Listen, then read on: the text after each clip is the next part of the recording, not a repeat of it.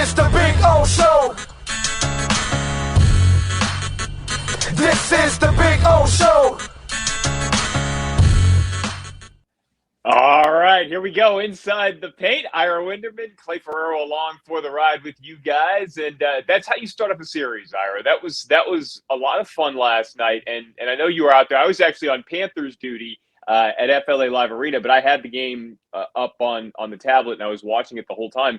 And, we'll break down the game in its totality as the show goes on, and we'll look ahead to the next game. But I want to start with the obvious, Jimmy Butler. And, I think what I like about these sorts of things is I think people start to get a greater appreciation of him when he does the things that they think are important for a superstar to do, like scoring points and taking it. But when you put him next to the guys who have played for this franchise over the years, and I'm not going to ask you to rank them unless you want to. I mean, if you want to take on that task and put him ahead of Dwayne Wade and LeBron James so that the aggregators can take control of that and run with it. But what he's able to do, especially in big moments, in big games, where does that compare to what you've seen over the years here? Yeah, Jimmy Butler last night and these playoffs has moved himself into the pantheon. And it was funny because I was driving home, I was talking to Dave Hyde, as you know, Clay, with what's going on. First, you talk to your people, with your office. What are we leading with? You got the Panthers, you got the Heat. What are you writing about? What direction we're going to go? Crazy times down here. And, of course, the Dolphins figured, why not have a mini camp at the same time? We have all that going on. But I was talking to Dave, and the point I made to him as I was walking out of the parking lot, which I guess was this morning by then, is I said, Jimmy's jersey is going to the rafters. Jimmy's jersey is going to be up there. Number 22 will be next to his friend number 3 and alongside eventually number 6. Jimmy has locked that in. I know it's only been 3 seasons, Clay. I know you need an enduring time with the team. We know he also has that 4-year extension, so there'll be time. But what he has done for this team to revitalize it, I guess the way you could say it, it's been sort of remarkable. I never thought of Jimmy Butler in these terms. And I've talked to people in his camp. I've spoken to his agent. I said, let's not get ahead of ourselves. Let's not automatically say top 15 player. Let's not automatically say top 10 player. Let's certainly not go to top 5 player with Embiid and Jokic and Giannis. And yet in this postseason, that's what he's been, Clay. He's been everything that every Heat player in a postseason has been. He was Dwayne Wade in that first playoff series against I think they were the Hornets still back then in New Orleans, and what he did. And certainly Dwayne in the 2006 NBA playoffs and finals, maybe not to that degree yet, but getting there. But yeah, what Jimmy Butler has done has been, in Heat terms, pretty much epic this postseason. I did not see this in Jimmy Butler. If you were to tell me, Ira, the Heat are going to need a couple of 40 burgers from Jimmy Butler in the playoffs, I tell you, Clay Ferraro, I like who Jimmy is. He's not a 40-point guy. That's not in his scoring vernacular. I was wrong.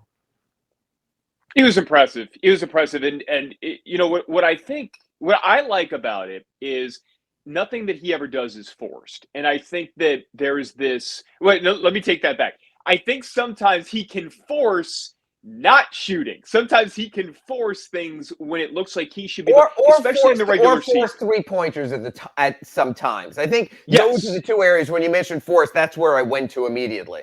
Yeah, well, and that's something where we haven't seen yet in these playoffs Jimmy Butler have the ball in a one-possession game late, sure. like possession for possession. And that was my one concern heading into the series. And again, we're going to break down the whole series in a little bit, where, if you get possession for possession with Jason Tatum, you've been able to see what he can do in those moments. And Jimmy Butler did it in those moments in the playoff ride in the bubble. And yet in the regular season, sometimes he settles. So we'll run over that bridge when we come to it. But what I've been really impressed with him, Ira, is that I think we all know that he's got this stubbornness about him, and stubborn may be putting it mildly. And sometimes he wants to defer just for the sake of proving that he's right, that he should be deferring.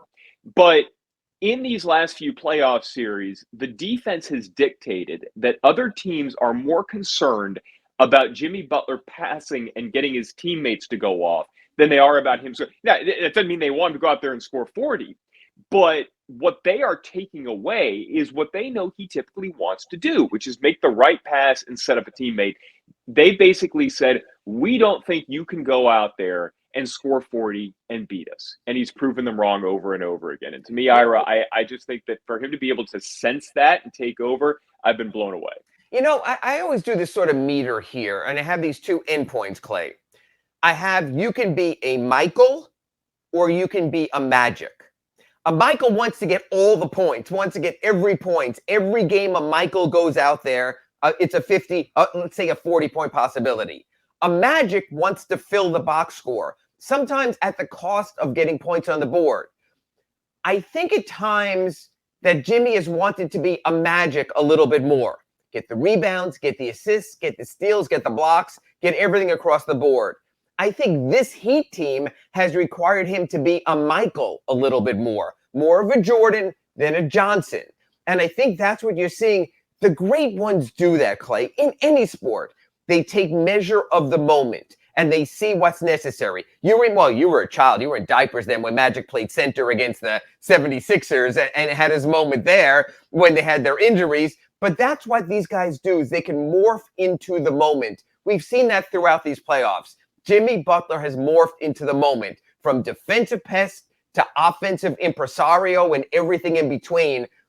The guy is, I know this gets thrown around a little too much, but at least what I've seen of Clay, I'll put it this way, in the last month, he's a basketball savant. He is reading the moment. He is letting you know, hey, I see this, so I'm doing this. And we've seen this throughout the playoffs. And Clay, not to be too typically long-winded here, is that's what you have to do in the playoffs. Each situation is so unique, you have to read the moment. He's been very, very good at reading the moments. So as the show goes on, we want to take your questions, your comments over what we saw in game one and what we're hoping to see in the next few games as this series rolls on. That third quarter last night, we'll get a little bit more into that.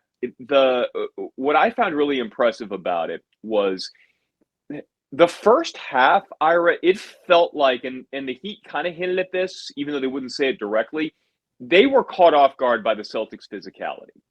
And it felt like I'm watching the game, and you were there in person, whereas I was watching it. But I felt like even watching it on TV, I was like, these guys are bigger, they're faster, they're hitting their spots quicker, both offensively and defensively. They're throwing Miami out. The first half, really, Ira, was kind of an and yes. I thought the Heat were really fortunate to be down only 8, and we'll talk about the reasons why in a minute. But something changed at halftime, and I thought it was interesting that all the players said, "Oh, hell yeah!" Spo didn't tell us anything. Spo kind of left the door closed and let the players talk. And Gabe Vincent said something. He said, "I think all 17 people, each one of them said something at some point." So I'm saying all this because whatever happened at halftime, there was an avalanche in that third quarter. And, there used to be a term that Heat fans would have for the third quarter. And by used to, I mean like a week ago. But it wasn't that way last night. So when you're there and you're watching that third quarter, when did you sense that things were going to be different? And what did you see in that third quarter that really changed things? I sensed it from as soon as the clock started in the third quarter. And you could see it in their actions and everything. And my takeaway of that 22-2 run was this. And this sort of changed my thoughts again about everything in the postseason. When the Miami Heat are at their best, they are as good as anyone. Now, Clay, there are times of doubts, and we've seen it. The 2 losses in Philadelphia, the loss in Atlanta in Game 3. When you do question and you do say to yourself, come on, the Warriors are so much better. The Suns are so much better. The Celtics are better. You do have those moments. But the formula they can bottle, that the Miami Heat at their best. Matter of fact, I would put it this way, Clay, because I think this is how I often look at teams. I say to myself, when team A, B, and C are at their best, who's the better team? I'm not so sure there's a better NBA team than when the Miami Heat are at their best. For this reason, the Miami Heat's two-way play and the Miami Heat's ensemble play. So you're getting it on both ends, as we saw at the start of the third quarter, and you're getting it from everyone. Look at that stretch they had. Max Strus a 3, finally, where no one could hit his 3. Gave Vincent 2 threes, when they needed threes because the three-point shooting was craptastic in the first half. You check that box. You have Bam Adebayo, who had absolutely no statistics worthy of noting, but who was smothering on defense. Matter of fact, Bam Adebayo spent more time on the floor than upright last night. Wouldn't you agree with that, even on your iPad? I mean, certainly. I think the guy forced like 37 jump balls. There was always a tie-up with him. And then at the start of the third quarter, even before that, we were all looking at halftime. We were looking at the warm-ups. Oh, PJ Tucker's out there. I always look, Clay, at the start of a half to see if there's a lineup change. In other words, so I go through the 5 starters and I say, okay, there's Jimmy, there's Gabe, there's Max, there's Bam, and there's PJ. And I just wrote about this at suncentral.com. And he basically told Eric Spoelstra, there is no effing way I am not going to be out there for the start of the second half. And he said a genie took care of him at halftime. Now, I don't know if the genie came on the end of a syringe or something like that. That's not for me to say. Or some oral miracle, again, or maybe some vaping. They don't test for certain things. But he was out there at the start of the second half. That told me plenty. PJ Tucker, that son of a bitch, and what he does. Remember this, Clay? You remember, we did our show last week. Matter of fact, interesting timing.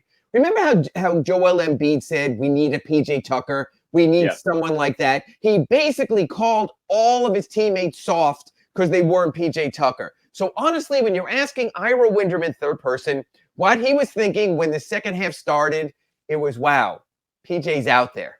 And if PJ's out there, it tells you all you need to know about the guts and grit and guile of this team. And then they just took off. Again, the Miami Heat at their best are as good as anyone in the 2021-2022 NBA. There you go. Aggregators take that. No, I think with what we saw in the third quarter last night, and at some point we'll talk about what's going on around the rest of the league. And I agree. And I've watched the rest of these playoffs, and obviously Golden State, when they're at their best, they're impressive. And yet there's not a team that can match what the Heat do on both ends of the floor. And with one kind of causing the other, so to speak, like one leading to the other, where when their defense, they're swarming. It's crazy. And so that avalanche in the third quarter, it was everything that Miami Heat basketball is all about. It was defense leading to offense on the other end of the floor. It was the three-point shooting finally going down. It was Jimmy Butler. Once there was a little bit of pushback, he had a couple of steals right there at midcourt. Those are the types of things. There aren't a lot of superstars that are out there doing what Jimmy Butler did with those 2 steals at half. Even though Eric Spoelstra may not want him to do that, as he said after the game. But that's the Miami Heat. That's what he does. And kind of put a capper on the Jimmy Butler discussion really quickly. We have to see how the rest of this plays out. And we have to see if they're able to go on and win a championship. And yet, I've always been a firm believer that what you do in the playoffs has to matter a lot more than what you do in the regular season. Absolutely. Even though we give the awards for regular season, and to the point where I'll do it to a fault, where I am going to die on the hill that I think Robert Horry should be a Hall of Famer. Just the things that he did in the playoffs in big moments, they have to mean more. So if Jimmy Butler is able to do this in 2 postseasons and get a ring, he has to get a ring. Yes. But I think it's the pantheon that he then enters, to me, is a new level where you're starting to think of him as one of the top 5 players in this generation's game, because you can then look back at the things that he does during the regular season and say, okay, we didn't fully appreciate that in the regular season because they don't show up in the box score, which is what we use to measure how good a player is for the MVP award in the regular season. But then when you see it impact winning in the postseason, you see him doing the other stuff that then does show up in the box. It's like, okay, all right, we know now that he can do that stuff. We know now that when he says he wasn't doing that stuff in the regular season, it's because he didn't think that it was the most important thing for this team to grow and win a title. So all of that is what you saw in that third quarter avalanche. And it's the reason why this team moving forward is terrifying for the rest of the NBA. And just one thing before we head to our first break here, and that is this. But let's also have perspective. Yes, the Heat didn't have Kyle Lowry, but the Celtics didn't have Al Horford and Marcus Smart. Of course. Marcus Smart, whether you agree he should have been Defensive Player of the Year, whether you thought Bam should have got it, whether you thought Mikal Bridges should have got it, whatever, we all agree, there's 2 of us. There's you over there and there's me over here. We both agree he's a really good defender, right, Clay? Yep. And a lot better was out there.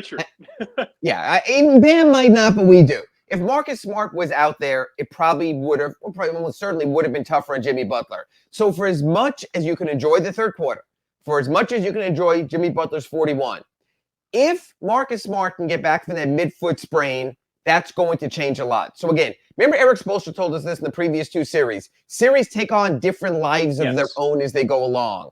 The Boston Celtics without Marcus Smart and Al Horford are not championship level. Just like the Heat wouldn't necessarily be without, say, PJ Tucker and Kyle Lowry for an extended period. So let's pull back a little. The Horford thing is weird. Usually NBA protocols are 5 days after day 0 when you test positive. But Ime Udoka, the Celtics coach, said, not so quickly there. Almost in his best Lee Corso. Not so quickly, my friend, that Al Horford might be back for game 2. We have to wait. We have to see about Marcus Smart. He was moving pretty good as player coach on the bench yesterday. We have to see about that. So I think game 1 had its own script. But I think when the Celtics are whole, there'll be a different script whenever that time comes.